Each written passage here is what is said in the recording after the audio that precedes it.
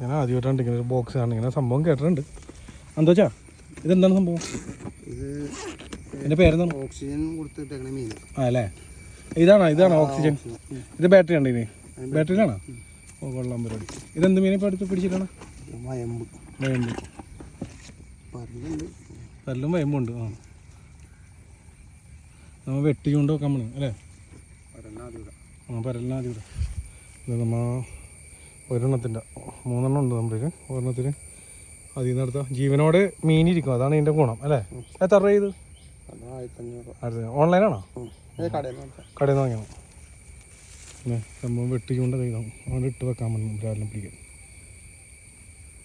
അതാ ജീവനോടെ നമുക്ക് മീനിടാൻ പറ്റും. കണ്ടോ?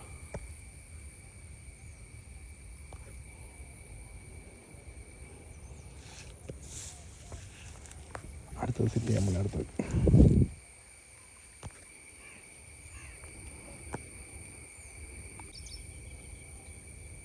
ഇങ്ങനെയാണ് കൊടുത്തി തരണം. കണ്ട കാണിച്ചേ.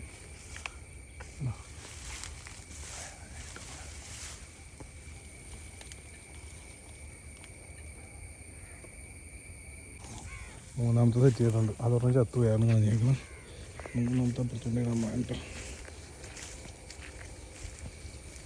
ഒരു വെട്ടി കൊണ്ട് അത് നേരത്തെ ഒന്ന് നോക്കണം.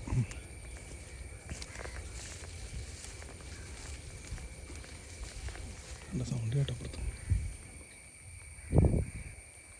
ഈ വെട്ട് ചൂണ്ടെന്ന് പറയുമ്പോൾ ഇതേപോലെ നമ്മൾ കൊളത്തിയിട്ട് ഇങ്ങനെ ഇതിൻ്റെ ഇടയിലൊക്കെ ഇട്ട് വെച്ചേക്കും. കാരണം ഇത് ഈ ബോക്സുള്ളതുകൊണ്ട് ലൈവ് മീനേയും കിട്ടി. ഇല്ലെങ്കിൽ എന്ന് പറ്റുമെന്ന് വെച്ചാൽ നമ്മൾ എവിടെ നിന്നും പിടിച്ച ചെറിയ മീനുകളെയൊക്കെ കുളത്തിയിട്ടായിരിക്കും ഇതേപോലെ ഇട്ട് വെക്കണം.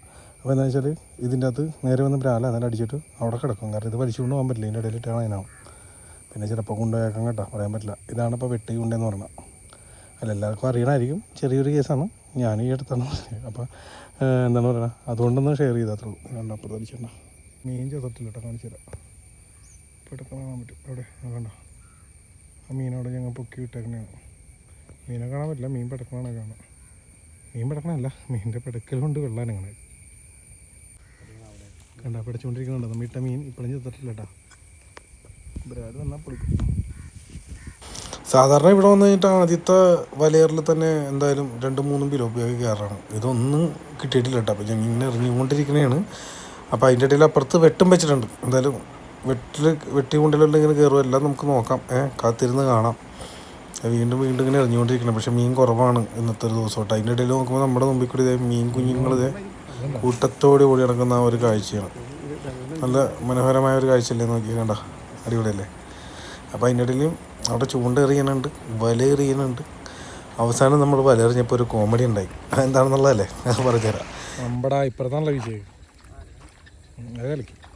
പക്ഷെ ഇല്ലാണ്ടിരിക്കുമ്പോഴാണ് വെച്ചാൽ ആ ഒരു കാഴ്ച ഉണ്ട്. നോക്കി വല വീശിയിട്ട് തുമ്പിനെ കിട്ടിയത് ജീവിതത്തിൽ ആദ്യമായിട്ടായിരിക്കും ഒരു ഒരു മീൻ പിടുത്തക്കാരനെ. നോക്കി തുമ്പി എറിയിക്കണേൽ. തുമ്പി മാത്രമേ ഉള്ളൂ, ചെറിയ മീൻ കൊണ്ടുണ്ട്. തുമ്പിനെ രക്ഷിക്ക്.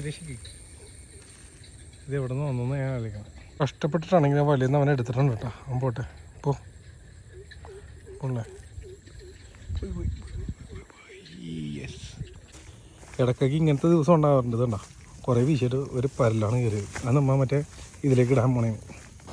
ഇതാ പരലിൽ നമ്മൾ ജീവനോട് ഇരിക്കാൻ വേണ്ടി ഈ സഞ്ചിയിലേക്ക് അല്ലെങ്കിൽ ബോക്സിലേക്ക് നിക്ഷേപിക്കണതാണ്. ഈ ബോക്സിൻ്റെ പേര് ചോദിക്കാൻ വിട്ടുപോയിട്ട് അറിയാവുന്നൊരു കമൻറ്റ് കേട്ടോ. എനിക്കും അറിയില്ല, അല്ലെങ്കിൽ ഇനി അടുത്ത പ്രാവശ്യം പോകുമ്പോൾ ചോദിച്ച് മനസ്സിലാക്കണം, അത്ര തന്നെ.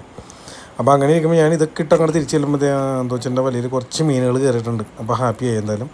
അപ്പോൾ എന്തായാലും ബാക്കി വെച്ചേക്കണ ചൂണ്ടയുടെ വിശേഷങ്ങളൊക്കെ പുറകെ വരുന്നതായിരിക്കും. ഈ വീഡിയോ നിങ്ങൾക്ക് ഇഷ്ടപ്പെട്ടെങ്കിൽ ലൈക്ക് ചെയ്യുക, ഷെയർ ചെയ്യുക. അതുപോലെ നമ്മുടെ ചാനലോട് ആദ്യമായിട്ടാണ് ഇങ്ങനെ ഒരു വീഡിയോ ആണെങ്കിൽ ഇപ്പോൾ തന്നെ ഫോളോ ചെയ്തേക്കുക. അടുത്തൊരു മനോഹര വീഡിയോ ആയിട്ട് അല്ലെങ്കിൽ ഇതിൻ്റെ ബാക്കി പാർട്സായിട്ട് അല്ലെങ്കിൽ ബാക്കി വിശേഷങ്ങളുമായിട്ട് അടുത്തൊരു വീഡിയോ ആയിട്ട് കാണാം. Thank you, by.